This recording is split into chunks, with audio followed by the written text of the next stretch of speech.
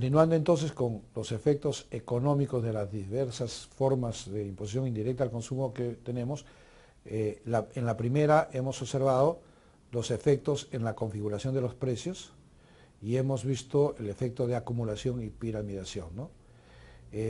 Todavía no vamos a decir cuáles son los impuestos que distorsionan y cuáles no, simplemente estamos analizando estos efectos para después aplicarlos. Cuando nos referimos a la configuración de la cadena de producción y distribución, nos estamos refiriendo a esta cadena de fabricante, mayorista y minorista. Podemos preguntarnos cuán larga debería ser esta cadena.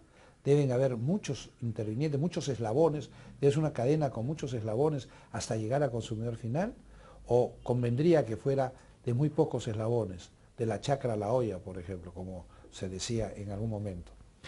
Entonces, la respuesta es no, no es posible definir a priori qué cosa es lo mejor. El mercado es el encargado de decir si la cadena debe tener más o menos eslabones. Lo cierto es que estamos todos en competencia. En una economía de mercado se trata de llegar al consumidor final de la manera más eficiente posible. Quién sabe, la eficiencia se mida en precio y en velocidad, entre otros elementos. Pues bien, para llegar con el mejor precio posible y en la forma más adecuada, en el momento más oportuno, de repente, en algunas circunstancias será bueno que esta cadena tenga más eslabones o, en otros casos, menos eslabones. Lo cierto es que será el mercado el que lo defina. El Estado no es nadie para hacerlo. No interesa para el Estado de que esa cadena tenga 10, 15, 20 eslabones. Entonces, algunos de los impuestos que hemos visto, que tienen con algunas de las características técnicas de estos impuestos, resulta que afectan, distorsionan esta cadena porque la hacen más larga que lo que debería ser de acuerdo al mandato del mercado, o al revés, la hacen más corta. En otros casos vamos a ver que esta cadena es simplemente, el impuesto es neutral en la configuración de esta cadena. La cadena será la misma a pesar del impuesto. No será necesario ampliarla ni reducirla. Probablemente algunos de ustedes ya estén pensando cuáles son estas formas de imposición indirecta al consumo que distorsionan las cadenas, ¿no? Pero eso lo vamos a ver en unos minutos. Ahora basta con decir que los impuestos monofásicos producto final, estos monofásicos producto final, tienden a alargar la cadena, el desdoblamiento de la cadena. ¿Por qué el monofásico producto final? Recordemos qué cosa es el monofásico producto final. El impuesto que grava al principio de la cadena de producción y distribución. Entonces, este circuito, fabricante, mayorista y minorista, el impuesto solamente va a afectar la primera fase, la etapa del industrial, y una sola vez. Si esto es así, sería lógico, sería normal, sería natural que el contribuyente trate de reducir sus costos al máximo, reducir su base imponible, porque es normal que los contribuyentes traten de pagar lo menos posible de impuestos, dentro de la ley, obviamente. Entonces, imaginemos una empresa cervecera, por ejemplo, que tiene un enorme departamento de distribución de su producción. O sea, no simplemente se limita a fabricar el producto, sino que además lo distribuye a nivel nacional y de repente tiene departamento de distribución local o regional. Entonces, su base imponible en la única transferencia gravada va a ser muy elevada, porque incluye valores vinculados a la distribución del producto. Imaginemos que su competencia, otra empresa cervecera, embotelladora de cerveza, no tiene esta función de distribución. Se limita a fabricar el producto y le vende a distribuidores distintos, locales o nacionales, su producción para que estos se encarguen de distribuir por su lado. Obviamente el valor de la distribución no formará parte de la base imponible del impuesto en la única fase gravada, en su venta. Entonces, en una sana competencia, evidentemente, aquella empresa que tiene todo el departamento de distribución como función propia, va a perder porque su base imponible siempre será muy elevada y su impuesto será muy alto a comparación de la otra empresa que no distribuye el producto, que simplemente le encarga la distribución a terceros. ¿Qué va a hacer entonces esta empresa que está perdiendo en la competencia por tener toda esta área de distribución dentro de la base imponible, el valor de la distribución dentro de la base imponible, seguramente se va a desdoblar, se va a escindir. Esto va a hacer entonces que se reduzca la base imponible del impuesto y el impuesto se aplique sobre un valor menor. Puede ser que transfiera después las acciones a terceros o podría dar el caso de figuras no tan santas como por ejemplo simplemente que se trate de empresas vinculadas económicamente, o sea que se trata del mismo contribuyente, del mismo accionista, del dueño de la industria que también es dueña de la empresa distribuidora. Esto entonces genera una serie de problemas. El Estado no es cojo ni manco, cuando se da cuenta de esto va a tratar de gravar a la distribuidora como si fuera fabricante y va a generar toda la figura de la vinculación económica, problema serio porque no es fácil determinar cuándo hay realmente vinculación económica y cuándo no. La norma la tenemos desde hace muchísimo tiempo, desde el año 73 la tenemos acá, desde que rige la 19620 y hasta el día de hoy sigue habiendo modificaciones y ampliaciones porque siempre habrá un cambio de opinión porque el contribuyente se adecúa a la legislación perdón, y encuentra así mecanismos para eludir la norma. Entonces, los impuestos monofásicos, producto final, como dije hace un instante, tienden a alargar la cadena a figura del desdoblamiento. En cambio, el impuesto plurifásico acumulativo, al revés de lo anterior, tiende más bien a acortar la cadena a través de lo que se llama la integración vertical. ¿Por qué ocurre esto?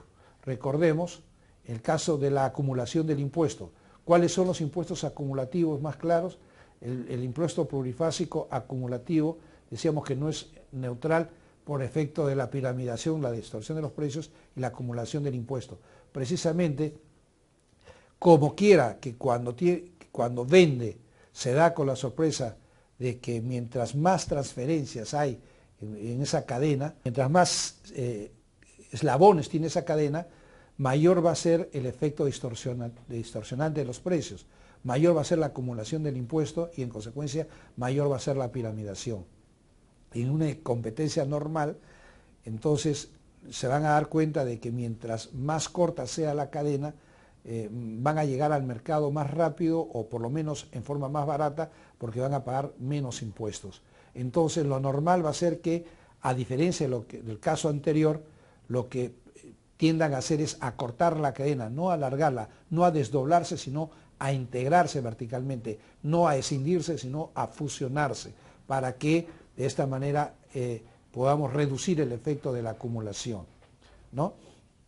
Que tampoco es un objetivo interesante o bueno dentro de eso, porque decimos que quién es el Estado para decir si esta debe integrarse o desintegrarse. Entonces, para esto vienen los impuestos plurifásicos no acumulativos y los monofásicos etapa final. ¿Por qué? Porque estos impuestos, precisamente por gravar solo el valor agregado, ya sea en cada una de las fases del ciclo, como sucede con el impuesto el IVA, o al final del ciclo, pero solo el valor agregado, no se va a dar el efecto de acumulación. Y en consecuencia, al no darse el efecto de acumulación, no va a haber la piramidación de los precios. Y al no haber la piramidación de los precios, entonces vamos a decir que estos impuestos son neutrales en la configuración de la cadena de producción y distribución. Ventaja. Entonces ya vamos viendo algo interesante. Si solamente vemos, como dije hace unos momentos, el efecto recaudatorio, no cabe duda, los impuestos plurifásicos acumulativos son los mejores.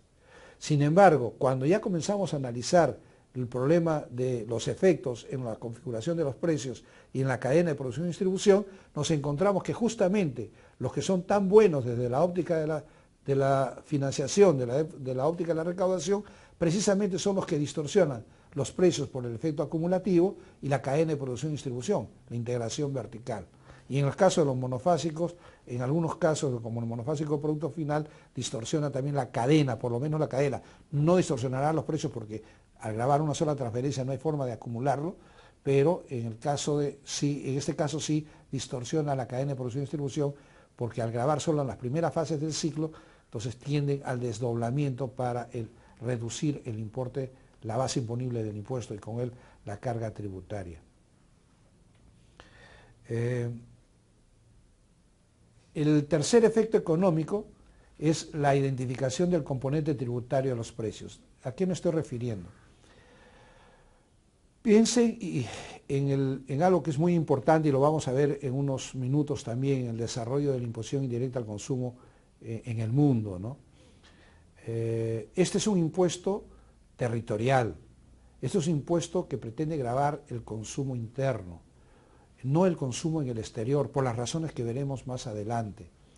No es conveniente que este impuesto grave a la producción que va a exportarse, que va a salir al exterior para ser consumido en otros países, ya sean bienes o servicios, porque en esos países van a competir con la producción de otros países y en consecuencia, si llegan a esos países con altas cargas tributarias, no van a poder competir y van a ser dejados de lado por los consumidores. Y ese no es un objetivo que le interese a un gobierno de cualquier país. Entonces, lo que se busca es que los productos salgan del país donde son producidos, los bienes y los servicios también, sin carga tributaria. Una opción es exonerarla, pero no es posible exonerarla en todos los casos, exonerar todas las transferencias de aquellos bienes que de alguna manera van a ser exportados. Por ejemplo, una fábrica de insumos. ¿Cómo puedo saber si ese insumo que sirve para, por ejemplo, producir una máquina, un equipo, que va a servir para producir bienes que van a ser exportados y que van a ser vendidos en el país? Si van a ser exportados no estarán gravados, si van a ser, porque van a estar exoneradas la exportación, pero si van a ser vendidos en el país sí van a estar gravados. Pero el productor del insumo que se utilizó para la fabricación del equipo, que se utilizó para fabricar el producto que se exportó o que se vendió en el país, el productor de ese insumo no puede saberlo a priori desde el principio si estaba o no destinado a la exportación. Por lo tanto, no es posible exonerar desde el principio estas ventas. Entonces, lo que se hace en el mundo es gravar estas operaciones. Todas las operaciones están grabadas porque no se sabe cuál va a ser el futuro, su destino. Es más bien al exportador a quien no solamente se le exonera o se le inafecta de la operación misma de la exportación, sino que a la vez se le devuelve el importe del impuesto que hubiera gravado las fases anteriores a la exportación. Entonces, ese impuesto que gravó a los insumos, a las materias primas, a los productos intermedios, a los bienes de capital y que fueron trasladados en esta cadena de producción y distribución hasta el sujeto que fabricó el producto que se iba a exportar, estos impuestos se tienen que devolver. Ahora bien, ¿cómo poder devolverlos si no podemos identificarlos? Tenemos que tener un mecanismo, un sistema que permite identificar entonces ese componente tributario de los precios precisamente para poder devolvérselo al exportador y de esa manera evitar que el producto salga de las fronteras de un país con carga de situaciones o transferencias anteriores. Esa es la idea.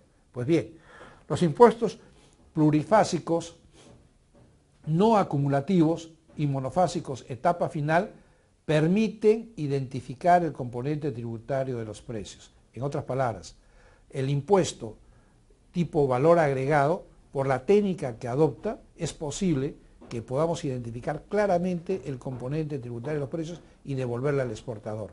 Lo mismo va a suceder con un sistema monofásico etapa final, porque en ese impuesto, con claridad, no se cargó ningún impuesto. El producto fue pasando de mano en mano desde el fabricante hasta quien lo fabrica, hasta el sujeto que lo exporta, y nunca se aplicó el impuesto. Y al exportador, al no venderlo en el mercado interno, no aplicará el impuesto, y al exportarlo tampoco aplicará el impuesto porque estará exonerado y no tendrá ningún impuesto que recuperar.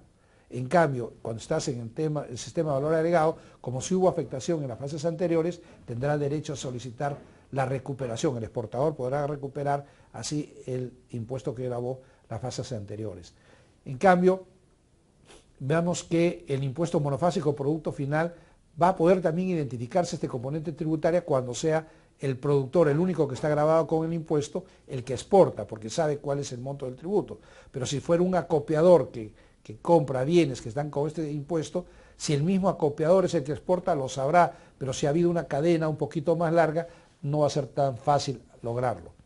Y el impuesto plurifásico acumulativo, ya esta belleza desde el punto de vista financiero recaudatorio, termina por desfigurarse totalmente, porque ya no solamente vamos a ver que por el efecto de acumulación del impuesto distorsiona los precios, distorsiona la cadena de producción y distribución, como acabamos de ver hace unos minutos, sino que adicionalmente resulta imposible identificar el componente tributario del precio, del tributo, o sea, perdón, el componente tributario del precio, para poder devolverlo.